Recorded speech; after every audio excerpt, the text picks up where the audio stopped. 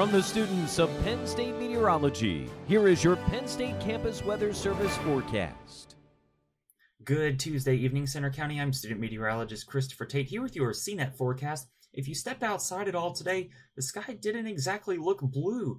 It looked kind of hazy, and that is thanks to the wildfires that are currently burning out in the western U.S. Some of that smoke has made it into our area and is discoloring the sky today. Temperature currently at Beaver Stadium, 64 degrees under what is otherwise a sunny sky, and that holds true for a lot of the Northeast. Winds out of the north-northwest at 3 miles an hour, keeping us a touch cooler than we should be this time of year. Temperatures around the rest of central Pennsylvania are pretty similar, mid-60s across the board here in central PA. A little bit warmer as you go down to the southwest. Notice some of the communities in the Pittsburgh metro trying to crack the 70-degree mark, though officially at Pittsburgh International they are only at 67 degrees this afternoon. Now, in lieu of a radar or satellite picture, I want to show you some data from the NASA GEOS 5 satellite. It tracks, among other things, particles of organic carbon in the atmosphere. In this case, what we're looking at is a lot of burned matter from the western wildfires. You can see the brighter colors where the fires are burning in California and out in Oregon. Now, if we put this into motion into the future, we can see that we're going to keep with the hazy, smoky skies for the next couple of days, but then a trough is going to develop in the upper levels of the atmosphere. That'll be associated with a cold front here at the surface that will eventually clear our air out, and for the time being, rid us of that hazy sky, at least until some of those particles do manage to make it back into the area. That trough will deepen as we head into the day on Friday, so we should have several days of haze-free skies.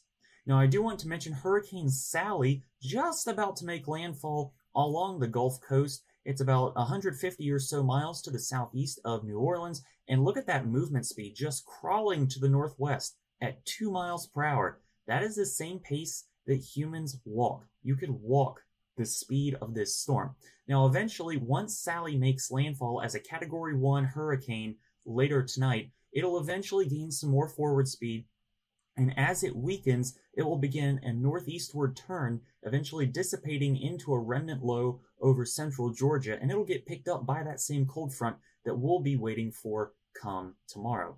So let's bring things back here at home. Starting off tomorrow afternoon, we're going to be staying cloud-free, still have some of that haze, but eventually it will be pushed out of the way. You can see the clouds beginning to build in the far northwest corner of the state, and a little bit of rain over Lake Erie early Thursday morning.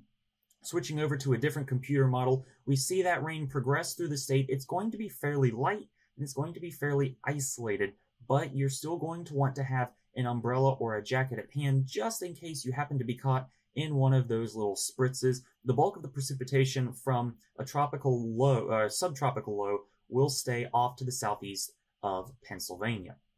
As we head into the night tonight, 48 degrees for your overnight low. That's a little bit below where we should be this time of year, and we will be keeping the hazy skies, and we'll have calm winds here at the surface.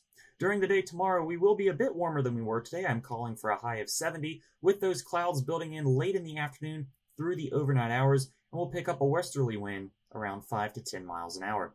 The rest of your 7-day forecast looks like this. We'll continue warming through Friday. Once that cold front gets out of the way, high pressure is going to take control, and look at Saturday, Sunday, Monday, Tuesday. All abundantly sunny days. I don't see much potential for clouds, period, except maybe a few high cirrus clouds Sunday and Monday. Temperatures will gradually be warming back to and a bit above where we should be for this time of year, but with high pressure once again in control over the northeast weather, it's going to be a very pleasant weekend and a very pleasant start to next week. From the Penn State Campus Weather Service, I'm student meteorologist Christopher Tate. Have a great evening.